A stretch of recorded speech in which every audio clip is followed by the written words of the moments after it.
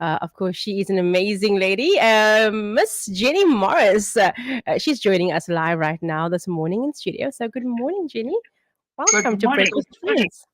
Well, thank you. I have a serious case of bedhead, but I have been in the kitchen since 5 o'clock. Yeah, you look absolutely beautiful. I love the specs. It's beautiful. Well, I And can yeah, tell you where to get them. well, you know what? I know that you are super busy, especially now being Christmas and everything. And like you mentioned, you've been in the kitchen cooking since 5 this morning. So you are doing what you love, I guess. So that is why. Thank you so much for just taking the time this morning and joining us on Breakfast with Friends. But the reason why we have Jenny this morning is to put a little bit of a different twist onto our traditional Christmas menu. So Jenny is just sharing with us something different that you can do uh, this Christmas. Well, you know what? Because we live in Africa, these hot Christmas lunches it's terrible for the lady of the house because mostly she's doing the cooking.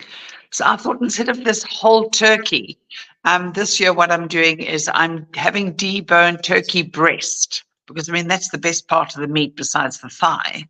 Yeah, And I'm stuffing them with all the deliciousness of Christmas, all the festive flavors, all the lovely textures and colors and perfumes and aromas are going to be encased in that lovely turkey breast. And it is so easy, Rachel. If you have a friendly butcher, they'll get the breasts for you. And I butterfly them out and then just lie them out onto a flat surface, rub some olive oil onto them, and then season them with all the deliciousness that I want to have in that breast, and then put the herbs on top of that fresh. And then I make a lovely fresh pork mince, or you could just get pork sausages and then start adding things like cranberries. If you want nuts, I kind of keep the nuts out because there's always that person that pops in later that has yeah, an allergy. And I do cranberries and lovely soft Turkish apricots, lovely dry figs, absolutely gorgeous, sultanas, and then beautiful spices, things like ground ginger and cinnamon and cardamom. You cannot believe how I love delicious it is. And then you want color, so then I do lovely roasted red peppers and then I flap that on top of it. And then, Swiss chard has a big, beautiful leaf. I just blanch that. And once I've rolled the turkey roll up, I roll them in that leaf and then into streaky bacon and roast it. It is to die for. You can eat it hot, cold, medium, tomorrow, the next day, and forever. It's I really, love really, really good. I love that. It sounds very easy as well. Like it's even Rachel proof. I think even I could pull it off. It's easy, trust me. And then the side dishes, you decide if you do really want to have it hot, you can have hot veggies with it. But I like to do things like I take new baby potatoes, boil them, and then hurt them. I squash them, boom, flat.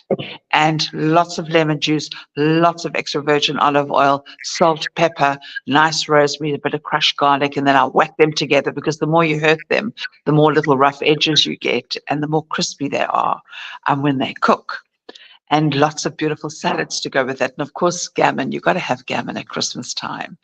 And I don't know whether you're a girl that likes tongue. I love tongue and I love corned beef. So tell me your thoughts on those two meats. Do you like them? Not the tongue though. I love tongue. But corned beef, yeah, definitely corned beef. I'm here for that. It's delicious. And then the other thing one can do is, um, often and most Christmases while David was alive, I would do a whole salmon in a salt crust. Lovely Norwegian salmon with different mayonnaises, homemade mayonnaise on the side. One would be garlic, one would be with chopped egg, one would be dill, and the egg one would have like capers and chopped gherkins in it. And that's also really lovely because you bring it to the table and you just pull back that beautiful salty skin. And then, that pink glistening flesh full of omegas, people go mad for it. So you can show off a little bit. Yeah, absolutely. And that sounds incredible. I love that whole take off the turkey. Because like you Yes, mentioned, with us living in it's southern hemisphere and it's everything, yes. it's a hot time of the year. And you don't really want to go a very warm meal. And I agree with you. You want something light and easy as well, to easy when you're in the kitchen to prepare. So that's quite cool. So basically, just debone turkey and put all your different spices and your flavors together. Absolutely. And then for dessert, we are living in the most beautiful time of the year, the seasons. So I'm thinking stone fruit and pavlova. Pavlova, stone fruit, and I like to put thick Greek yogurt. It's going to be so thick you can walk on it. You can strain it to make it thicker, and whipped cream. And then these beautiful stone fruits, things like luscious peaches, the dessert peaches, oh my goodness, and nectarines, a real little kalchat bash. And you've got beautiful plums that you can poach. And then you can add cherries to it. And of course, I'm raspberry for skrik. So I normally fling like punnets and punnets of fresh raspberries onto that. And you really can't go wrong. And what makes my pavlova special is I put rose water in it to go with those fruits, and it's divine. That sounds absolutely incredible, Jenny. The all the different fruits coming together, and of course with the rose water. That's always, I know, with me being Indian, our key Yes, ingredient for all our desserts are rose water and cardamom, like you mentioned as well. So that's a absolutely. definitely good combination indeed. Yeah.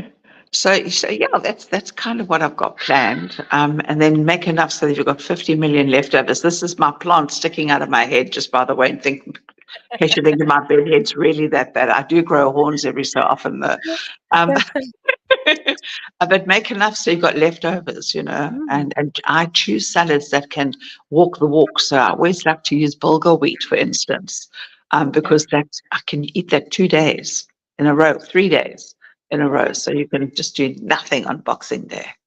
Yeah, that's what we love to do on Boxing Day. Nothing. Nothing. Absolutely beautiful. Well, that sounds like an incredible menu indeed, Jenny Morris. Of course, just from the different meats to salads to a beautiful light dessert as well. Are you staying away from cheesecake this year, or maybe trifle? Are you staying away from trifle this year? It won't be trifle this year. Normally, I make a beautiful berry trifle, but the requests have been flying in for the pavlova and choux pastry. So I'm going to make choux pastry puffs with beautiful Belgian chocolate on the outside and lots of thick whipped honeyed cream on the inside. Oh, that So there'll sounds be, amazing. it's going to be happy, happy mouths. Remember, I'm a value bag girl and I found this Belgian chocolate there. So, yes, Yes. mama. Oh, yeah, I love value baking. They are amazing, and they have everything is so convenient as well when you're there with them. It's just pre-packed. Absolutely. Yes, they've got a Florentine pre-pack. Now I might cheat a little bit with that.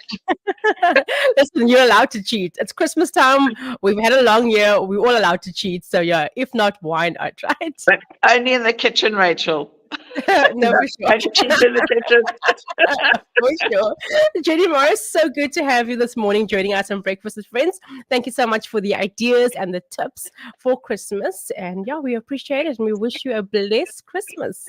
Thank you, and to you and to your listeners. May you be safe, may you be stuffed, and may you be happy. I love it. Thank you so much, Jenny. Have an awesome day. You too. Take care. Bye. Bye.